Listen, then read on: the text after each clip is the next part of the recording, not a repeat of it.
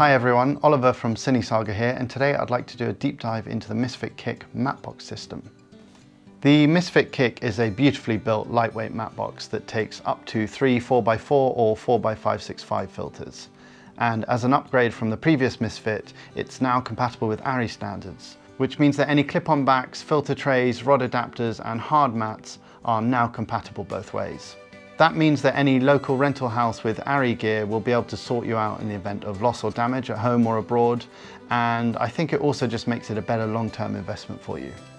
I want this video to serve as a kind of visual manual for all of the different possible combinations, and also to help you decide which parts you might want for your kit. We're going to cover the various ways that you can mount the Misfit Kick, be it as a simple clip-on, as a swing away, via rail mount, or even on your stills lens thread. I'll also be taking you through the various accessories on offer for the Misfit Kick and showing you how they work. So I hope this is useful if you're considering a Misfit Kick but don't really know where to start and would like a sort of visual run through of all of the various options.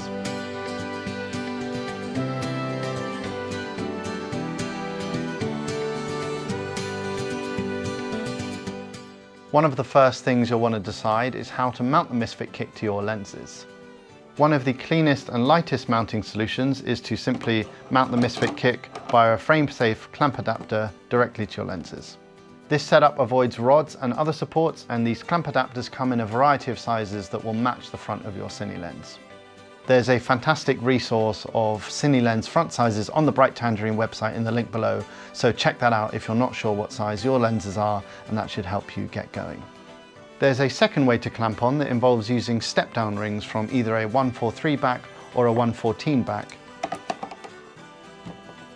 These rings are half the price of buying a new frame safe each time, so it could be a cost-effective way to step down to all of your various lens sizes, but then it's an extra piece to have in your kit, and it's not necessarily as clean as simply clamping onto the lens itself.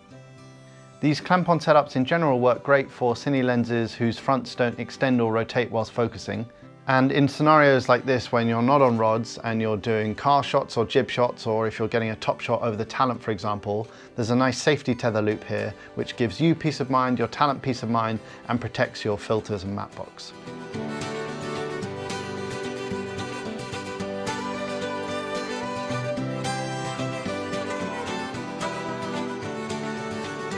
Option 2 is to rail mount your matte box, and this is a really great option if you want something that's a bit more secure than simply clipping the matte box onto the lens itself.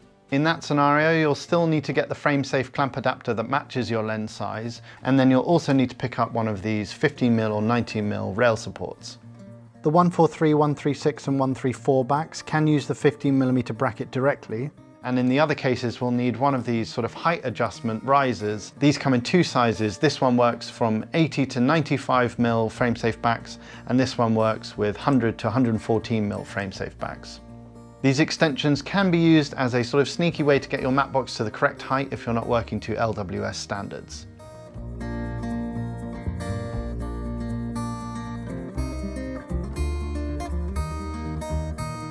Option 3 is to mount your matte box via a swing away, and that's a setup that I personally use on my Anamorphic rig here. I love this because you can simply push the eject button, swing the lens out, and then it makes for very quick lens changes, which is fantastic. I can see this going down really well with camera assistance, as it's probably the easiest way to get a lens in and out when you're on a rod mount setup. The swing away bracket itself has tons of features hidden in there in such a small space, and I'm going to talk through some of those now. Your Misfit Kick will arrive installed with this swing away rubber guard. If you just pop that out of the back, you'll reveal the 4 holes front and back, and that's where you attach the swing away bracket. My advice when you're tightening down this swing away bracket is actually do it mounted to the swing away arm, on rods, on the lens that you'll be using the setup with. There's actually some wiggle room in the bracket, and it can help you get the matte box perfectly aligned to the center of the lens. These screws are designed to take a fair amount of pressure, so make sure that when you're tightening you really go for it with that screwdriver, and that'll make sure that once you've got it set, it doesn't further slip out of place. Different cameras and different cages will often end up placing the center of the lens at a different height away from your rods, and this is where having that vertical adjustment in the bracket is really handy. You just slide it in there and then find the center and then lock it off. There's a fantastic front and back motion via this little lever and gear on the side here that allows you to move the matte box away from and towards the lens when you're changing lenses without the point of contact on the rails ever moving. That preserves the integrity of your camera build, and it means that you don't have items sliding back and forth on the rods. What you do then is lock it once it's extended, hit the eject button, and the matte box is now clear of where the lens is. Do your lens change, swing the matte box back in, and then simply get it back to the front of your lens again. Overall, the action on these feels really well machined and just super satisfying, and who doesn't love having an eject button as part of their kit?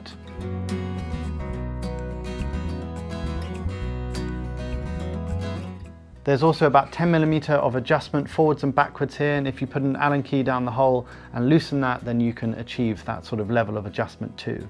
And that's really handy when you're negotiating with lots of items on your rod and trying to work out exactly where to place the support. Finally, I don't have one of these here, but there's also a really cool anti-reflective bracket which sits between the swing away and the matte box, and that tilts the matte box ever so slightly so that any unwanted reflections are sent up and away and not backwards into your sensor and into your final image. Finally, we're talking about the use of larger lenses with threads that can take the weight of a matte box. In this case, I have a lovely 24-70mm zoom here with an 82mm front thread size. I've attached one of these awesome bright Tangerine step-down rings. These are brilliant because the lip is designed going backwards, and it means that the glass elements of your lens and the matte box are as close together as possible, reducing the chance of vignette. These come in the various common photography threads, and the lens simply then attaches into the matte box like that. You tighten it down, and now the whole thing operates as one unit. Great piece of kit that works well with lenses with threads that are more solidly built like this 24-70, and it keeps the whole profile of your setup nice and lightweight, and in some cases you wouldn't even need to use rods with this.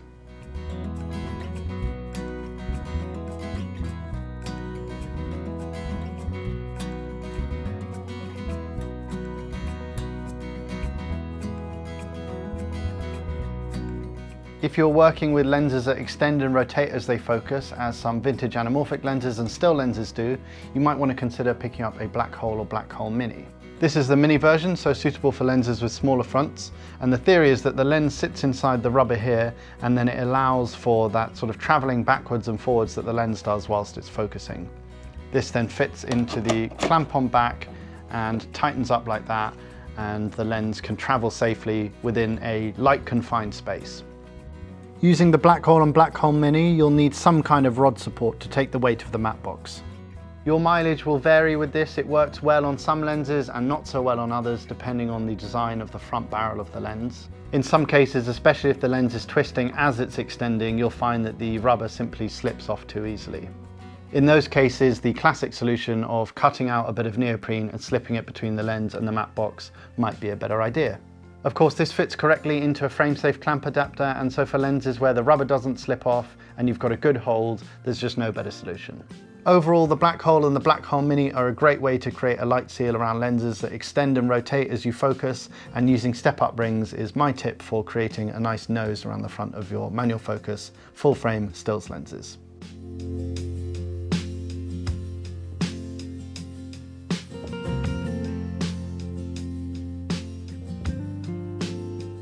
So I think that covers all possible mounting options. Let's move on to the next stage, getting into the accessories now, and we'll start with filters.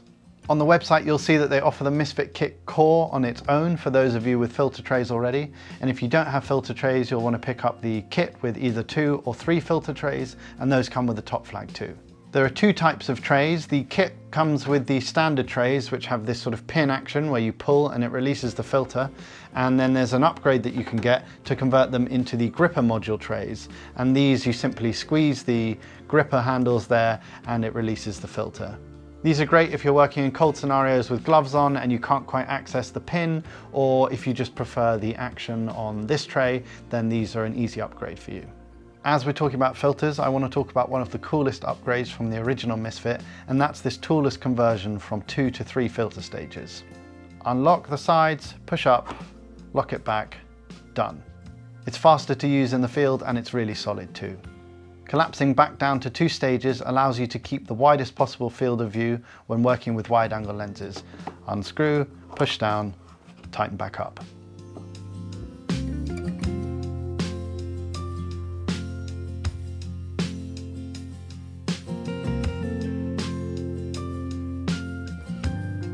This top flag comes in the 2 and the 3 filter kits, and we install it by sliding it into place at the top here. What I love about this is that when you screw the orange screw here, it dampens, but it doesn't completely lock the top flag into place, meaning you can still adjust the height. You lock it off with the screw on the far side here. I love that, and I think it's just a great piece of design engineering, and you often find little gems like that all across Bright Tangerine's kit. Built into the top flag is this extra light cutting ability, and you can tighten those off to your desire on the side there. These side flags are an optional extra that don't come with the kit, but they're a great way to catch stray light that's low in the sky on a sunny day, and they extend too.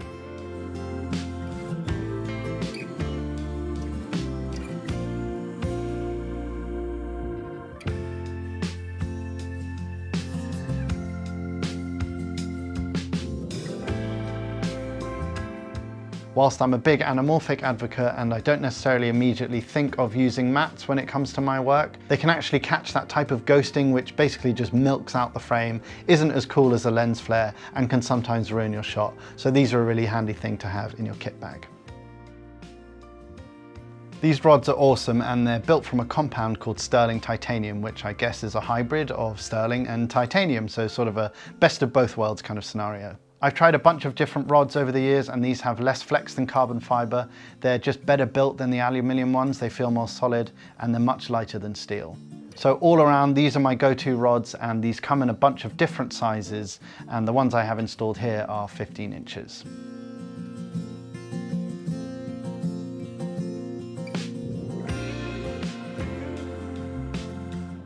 We're now talking about the use of a 138mm rubber donut in the back of your Misfit Kick. This works with the 143mm backs, and it simply clamps on like that, and then you now have the use of a diopter in the back of your matte box. This steps down to either a 114 or 117mm back, and that means of course then that you can't use it with lenses that have a larger front than 114 or 117mm, and you'll need to step down to all of your other lens sizes from this back size. This doesn't work with clip-on matte boxes, and you'll need to be mounted either via the rods underneath or the swing-away arm on the side. This was previously the best way to work with diopters. However, my personal preference now is to use the Bright Tangerine 1 tray, which fits straight into the trays of your matte box itself.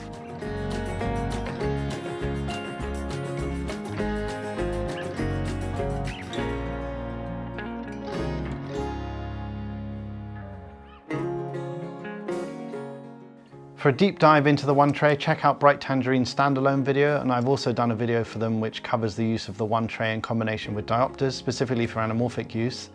But in general, I'll just quickly say that this is a brilliant solution to working with round 138mm filters like a polarizer or a diopter. It takes up 2 stages in your matte box, but it will allow 2 filters in a lot of cases, and so it's not actually costing you anything more. It's a great alternative to using a donut, which might stick out the back, and by putting the round 138mm filter in the matte box, it's less likely to vignette on wide angle setups because you don't have the extra depth of the donut.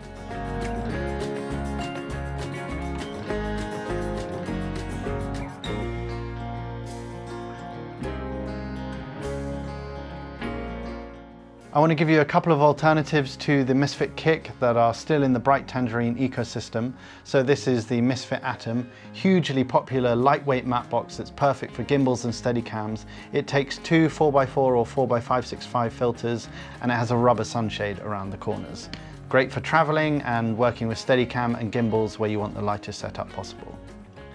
There's also the Misfit Atom Polar Plus, which has the same rubber hood and a 2 filter stage at the front, but this time adds the option to use rotatable 138mm filters in the back.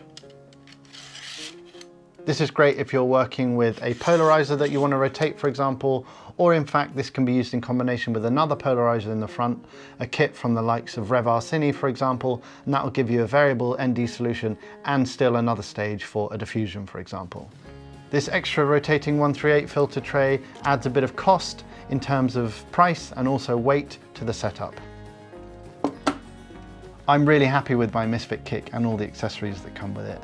It's a future-proof investment now that it's compatible with Arri standards. It's light, it's beautifully made by a group of wonderful perfectionists in Britain who've managed to combine industry standards with innovation and ease of use.